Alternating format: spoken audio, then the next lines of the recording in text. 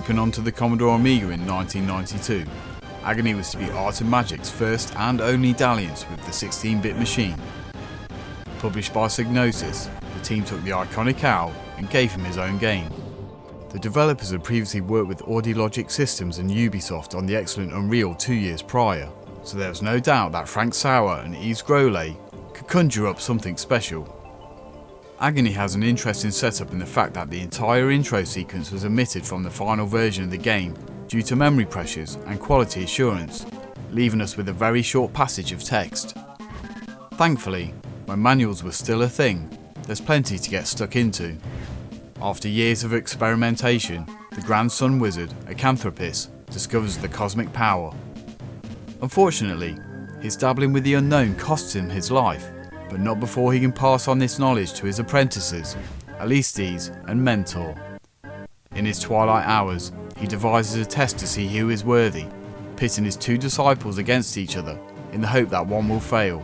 The player assumes the role of Alistes, who transforms into an owl to cover ground to the cosmic power quickly. However, Mentor has other ideas, unleashing waves of malicious creations to halt your progress.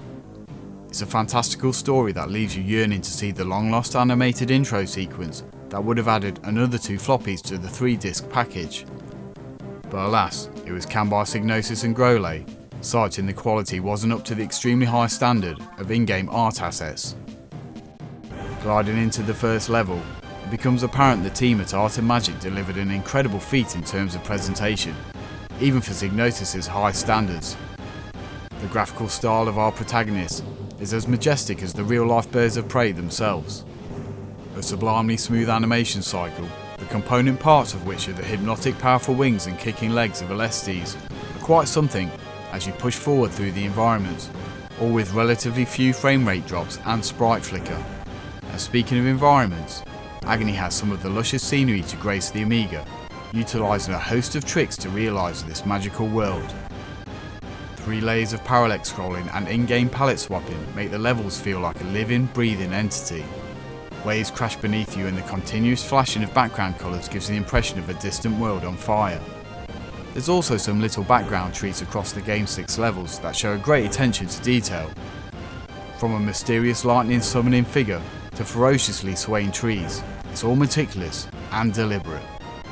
While the enemy sprite work is as equally detailed as the backgrounds for the most part, their animations are somewhat rudimentary compared to our flying predator. Animation frames are limited, with grunt type enemies having none at all as they move across their predetermined paths. The colour schemes are also muted, mainly being varying shades of one colour. Despite this, there's a huge amount of variety to Mentor's creations. From spiders to wraiths, there's no shortage of minions to dispose of, with only the ghost genies comically out of place, looking like they belong in an episode of Funny Bones. Each level also has its own boss and can be a little variable in quality, but all in all, there's some truly inspired design work. As with any Psygnosis title, Sonics are again of superior quality, going toe to toe with the visuals. Music comes in the form of no less than 8 composers. Tim Wright's haunting piano score introduces the game, with Jerome Tell undertaking most of the heavy lifting for the game's heavily sampled in-game soundtrack. Other contributors listed in the loading music credits include Alistair Brimble of Team 17 fame, despite his track not making it to the final version.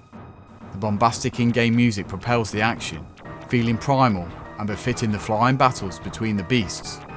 It does come close in some areas to feeling a little too much, but manages to stay on the right side of intense, providing some memorable highlights such as the slightly off-key and foreboding forest tune.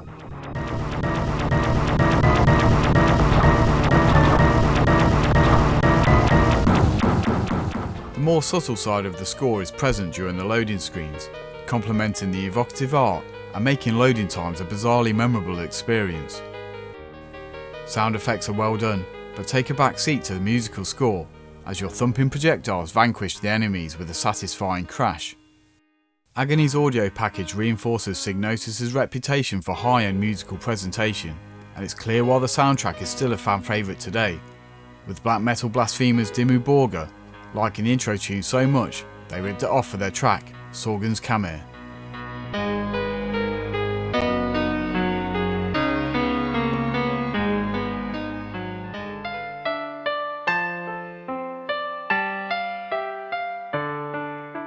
While Psygnosis were well known for presentation, the same can't be said for gameplay, with many criticising the publisher for style over substance. Thankfully, Agony does have substance, but to what degree is debatable. As a shoot 'em up, Agony feels fast and fluid as you dart around the screen, killing animal brethren and fantastical foes alike. But the big and beautiful sprite work comes at a cost. The expanse of the play space takes a huge hit, feeling limited and sometimes cluttered, when compared to the tiny vessel of Project X for example. As such, the action feels linear, even for a shooter, and your freedom to dodge projectiles is perceptibly smaller. Collision detection can also be a little off, with a stray bullet or stream of fire clipping a wing as it animates upwards or downwards. While this is intermittent, it can be a little frustrating in what becomes an increasingly frantic and challenging game. The difficulty curve initially feels imbalanced as you dominate the first level, only to hit a wall during the latter portions. However, one feather in Agony's cap is a subtle mechanic whereby it is imperative you collect all the power-ups and spells you can, and as quickly as possible. Failure to do so will result in our hero collapsing into a pile of bone and feathers more often than not, meaning perfecting early environments is key to giving you the best chance later on. Boss battles also feel slightly anticlimactic, with basic attack patterns that can't live up to the spectacle of their design. Power-ups are incremental, with each death knocking them down one notch. Once your echolocation projectiles are fully upgraded, flying sword drones are up next, after which then spells kick in. You'll want to save these spells for the later stages, only using these if failure is imminent. There's a great variety of magic to cast, including vulnerability and plasma shields, which can be accessed via a menu system and given you a brief respite. As soon as you're fully leveled up, you feel overpowered as you destroy the gaggle of enemies making a beeline for you. But the sense that this can be taken from you quickly adds an extra element to the gameplay, as when you die once, you'll probably perish quite quickly repeatedly afterwards.